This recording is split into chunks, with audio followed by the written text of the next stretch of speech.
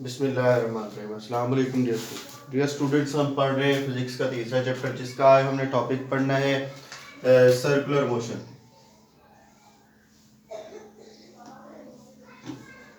Circular motion circular motion क्या होती है? किसी भी बॉडी की किसी दायरे में हरकत, सर्कल में हरकत, वो उसकी सर्कुलर मोशन होती है। यानी कि कोई बॉडी है हमारे पास, ये वाला कोई बॉडी है,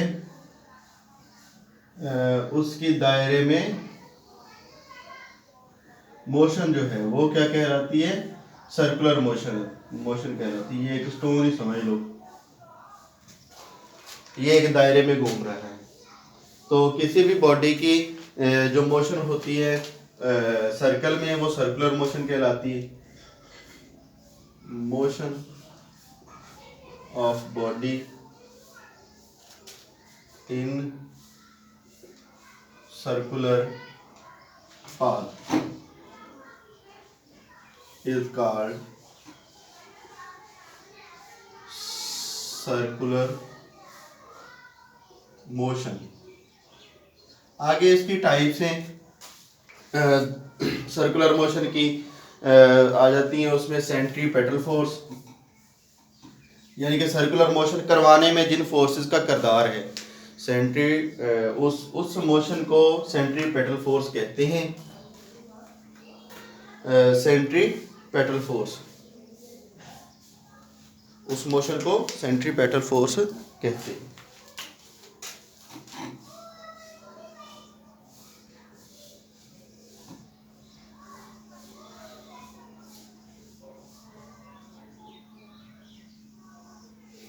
सेंट्रीपेटल फोर्स को समझना है तो आपको ये जो दायरे में घूम रही बॉडी है, अगर फर्ज करो हम एक स्टोन को, एक पत्थर को रस्सी के साथ बांधते हैं। बचपन में तकरीबन हर बंदे ने ये काम किया होगा। एक स्टोन को एक पत्थर के साथ बांध के इसको जब घुमाया जाता है,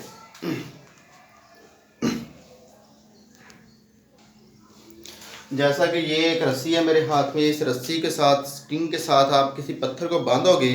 पत्थर में अब क्या लूँ, ये बोर्ड मारकर कोई मैं बांध लेता हूँ, ये पत्थर ही समझ लेना इसको। ये ऐसे और यूं, जब इसको यूं घुमाया जाएगा तो ये जो बॉडी घूम रही है, इसकी मोशन सर्कुलर मोशन है। लेकिन जिस फोर्स की वजह से ये घूम रही है, अब अगर मैं फर्ज करो ये स्ट्रिंग छोड़ता हूँ तो ये बॉडी क्या इसी सर्कल में घूमती रहेगी? नहीं, ये इसी सर्कल में घूमती नहीं रहेगी। क्यों नहीं घूमती रहेगी? क्योंकि इसको फोर्स वो मुयस्सर नहीं होगी। ये मेरा समझ लो हैंड है, और ये वही पत्थर था या बोर्ड मार्कर था, और ये मेरे हैंड के साथ रस्सी बंधी हुई है, सॉरी मार्कर के साथ रस्सी बंधी हुई थी, और मैं हैंड के साथ उसको घुमा रहा था तो ये घूम रहा था। रस्सी को जूं ही मैं छोड़ूंगा तो ये वाला बॉडी जो होगा वो सर्कल से बाहर आउट हो जाएगा, सर्कल से निकल जाएगा। तो यानी कि इस सर्कल में रहने के लिए, इसको इस सर्कल में रहने के लिए एक फोर्स चाहिए जो इसको सर्कल के अंदर रखे। वो फोर्स ये रस्सी फराहम करती है। ये मेरे हैंड के साथ जो जुड़ी हुई रस्सी थी, ये रस्सी जो है इसको अपनी तरफ खींच के रखती, क्योंकि मैं अपने हैंड से इसको खींच के रखता हूँ। अब ये पत्थर तो जो है, या ये जो बॉडी है, ये तो इस दायरे में घूमना नहीं चाहेगी, क्योंकि जो ही हम रस्सी को छोड़ेंगे ये इस दायरे से निकल जाएगी। यानी कि ये पुल्ड आउट करती है, ये बाहर की तरफ फोर्स लगाती है। इसकी फोर्स की डायरेक्शन किस तरफ को है? बाहर की तरफ। ये जो पत्थर फोर्स लगा रहा है ये बाहर की तरफ है, दूसरी तरफ ये फोर्स लगाता है। ये हमारे हैंड को सर्कल से बाहर की तरफ खींचता है, लेकिन हमारा हैंड क्या करता है? इस पत्थर को अंदर की तरफ खींचता है, ताकि ये सर्कल के अंदर रहे। तो इस तरह ये बॉडी एक सर्कल के अंदर मूव करती रहती है। कोई भी बॉडी सर्कल के अंदर मूव करती रहती है। जिस फोर्स की वजह से ये मूव करती है वो फोर्स कहलाती है सेंट्रीपेटल फोर्स। वो फोर्स क्या कहलाती है? सेंट्रीपेटल सेंट्रीपेटल फोर्स, उसके डिफाइन है centripetal force is a force that keeps a body moving in a circle. तो सेंट्रीपेटल फोर्स वो फोर्स होती है जो किसी भी बॉडी को किसी सर्कल के अंदर मूव करने पर मजबूर करती है, यानी कि उसको सर्कल के अंदर ही घुमाए रखती है। वो फोर्स जो हम हैंड के साथ इस स्टोन के ऊपर लगा रहे थे, वो वाली फोर्स जो होगी वो सेंट्रीपेटल फोर्स होगी, यानी कि किसी बॉडी को ये move keeps a body moving in circle, किसी बॉडी को सर्कल के अंदर मूव करवाने के लिए जो फोर्स लगाई जाती है वो फोर्स सेंट्रीपेटल फोर्स कहलाती है। हम जो इस बॉडी के ऊपर फोर्स लगा रहे हैं उस फोर्स को हम कहेंगे एफसी, उस फोर्स का नाम लेंगे एफसी फोर्स। अगर इस स्टोन का वजन जो है मैस वो एम हो, उसका मैस एम हो और इस रस्सी का जो लंबाई है वो आर हो, तो इसके अंदर जो एक्सेलरेशन पैदा होगा वो एसी होगा, इसके अंदर जो एक्सेलरेशन पैदा होगा वो एसी होगा। सेंट्रीपेटल एक्सेलरेशन इसको कह देते हैं, इसको सेंट्रीपेटल फोर्स कह देते हैं। बॉडी का मैस एम है और इस स्ट्रिंग की लंबाई जो है वो स्ट्रिंग की लंबाई जो है आर है और इसकी वेलोसिटी वी है, वेलोसिटी ये वेलोसिटी है, इसकी वेलोसिटी अगर वी है तो हम अगर लेट कर लें, ये लेट कर लिया हमने कि मैस एम है, फोर्स लगने वाली एफ सी है, रेडियस या रस्सी की जो लंबाई है स्ट्रिंग की लंबाई आर है, इसके अंदर जो पैदा हो रहा है एक्सेलरेशन वो एसी है और इसकी वेलोसिटी वी है।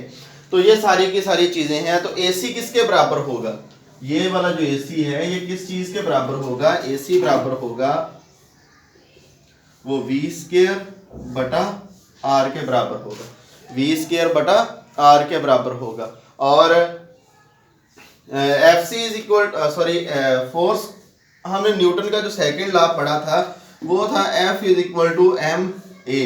तो एफ फोर्स है, एफ सी भी फोर्स है, ए जो है वो एक्सेलरेशन है, ए सी भी एक्सेलरेशन है। तो मैं यहाँ पे एफ सी भी लिख देता हूँ, ए सी भी लिख देता हूँ, ताकि सेंट्रीपेटल फोर्स की हम बात कर रहे हैं, सेंट्रीपेटल एक्सेलरेशन की बात कर रहे हैं। तो हमने क्या करना है, हमने यहाँ से ए की वैल्यू निकाल लो और तो हो जाएगा एफ सी बटा एम इज इक्वल टू ए सी। तो ए सी की जगह पे इसकी वैल्यू दर्ज करो, पुट करो, ये हो जाएगा एफ सी बटा M is equal to V square बटा आर, एम इधर जाके मल्टीप्लाई हो जाएगा तो F C is equal to आ जाएगा एम वी स्क्वायर बटा आर। तो आपको जो फोर्स मालूम करनी है, आपने किसी भी बॉडी के ऊपर कितनी फोर्स अमल करेगी, तो कितनी फोर्स लगाएंगे तो वो बॉडी घूमेगी, तो वो आप इस इक्वेशन से फाइंड कर सकते हो। यानी कि F C is equal to, आप मैस आपको पता होता है, मैस आप मालूम कर सकते हो बॉडी का, वेलोसिटी आप मालूम कर सकते हो बॉडी की, रस्सी की लंबाई आप मालूम कर सकते हो, उसका रेडियस मालूम कर सकते हो, यानी कि रस्सी की लंबाई रेडियस ही होगा ना कि वो आपके हैंड से या मरकज से सेंटर से कितना दूर है, तो वो भी आप फाइंड कर सकते हो, आपको पता मालूम होता है। तो आप इस फार्मूले में वैल्यूज लगाओ, एफ सी आपके पास आ जाएगी, आपको पता चल जाएगा इतनी फोर्स हम लगाएंगे तो ये बॉडी सर्कल के अंदर घूमेगी। अच्छा, इसके बाद एक छोटी सी डेफिनेशन और है, सेंट्रीफ्यूगल फोर्स।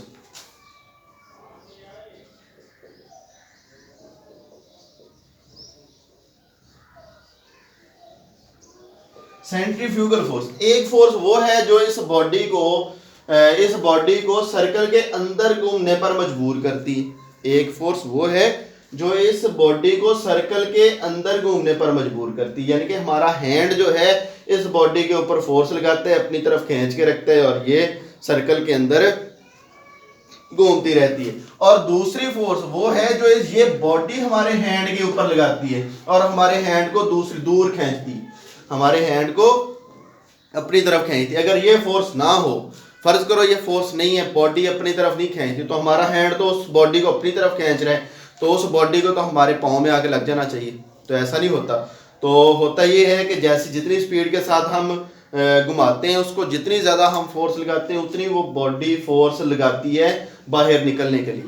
तो जब वो फोर्स बढ़ जाती है तो रस्सी टूटती है और बॉडी जो है वो सर्कल से आउट हो जाती है, बाहर हो जाती है। अगर आपने वैसे ही देखना हो, प्रैक्टिकल करना हो, तो आप ऐसा करके देख सकते हो। रस्सी घुमाओ, रस्सी ना भी टूटे तो आप रस्सी को जूं ही आप छोड़ोगे तो वो बॉडी सर्कल में नहीं घूमेगी, कहीं ना कहीं दूर सीधी लाइन में निकल जाएगी। तो वो फोर्स जिसकी वजह से कोई बॉडी सर्कल से आउट होती है वो सेंट्रीफ्यूगल फोर्स कहलाती है, पुल्ड आउट करती है जिससे कोई बॉडी। आपने न्यूटन का थर्ड लॉ तो पढ़ा है कि हर एक्शन का एक रिएक्शन होता है। तो हम हाथ के जरिए इस बॉडी के ऊपर एक्शन करते हैं, इस बॉडी को अपनी तरफ खींचते हैं, जिसके रिएक्शन में ये वाली बॉडी हमारे हाथ को दूसरी तरफ खींचती है।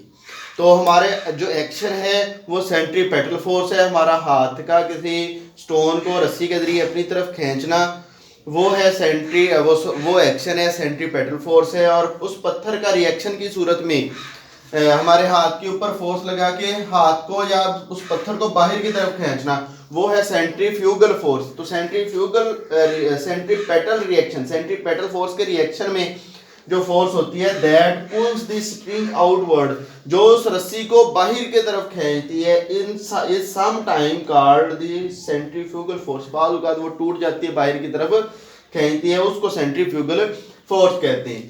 तो ये छोटे से 2 टॉपिक थे हमारे, इनको आप अच्छी तरह तैयार करना और नेक्स्ट के लिए इंशाल्लाह नेक्स्ट बात करेंगे। और आपने अगर आपको वीडियो अच्छी लगे तो लाइक करना, और अगर आपने अभी तक चैनल को सब्सक्राइब नहीं किया तो इस चैनल को सब्सक्राइब करना। अल्लाह हाफिज़।